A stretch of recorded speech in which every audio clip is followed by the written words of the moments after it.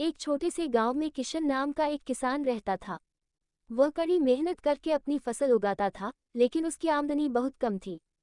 फसल बेचकर जो पैसे मिलते, उनसे बस घर का खर्चा ही चल पाता। एक बार गांव में अकाल पड़ा और किशन की सारी फसल बर्बाद हो गई।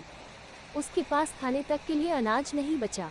किशन ने सोचा कि वह गांव के पंसारी से उधार में अनाज ले आएगा और फसल होने पर उसे चुका देगा। वह पंसारी की दुकान पर गया और उससे अपनी परेशानी बताई। पंसारी एक लालची आदमी था और हर किसी से ज्यादा मुनाफा कमाने के बारे में ही सोचता था। उसने किशन की स्थिति का फायदा उठाने का फैसला किया। पंसारी ने कहा, मैं तुम्हें उधार अनाज तो दे सकता हूँ, लेकिन इसके बदले तुम्हें अपनी अगली फसल का आधा हिस्सा मुझे देना होगा। किशन पहले तो सोच में पड़ गया, लेकिन उसके पास कोई और रास्ता नहीं था। मजबूरी में उसने पंसारी की बात मान ली और उधार अनाज ले आया। समय बीता और अगली फसल आई। फसल अच्छी हुई और किशन ने पंसारी से किया वादा पूरा करने का फैसला किया। लेकिन पंसारी ने एक और चाल चली। उसने कहा, तुम्हें आधी नहीं, पूरी फसल मुझे देनी होगी क्योंकि मैंने तुम्हें उधार दिया था।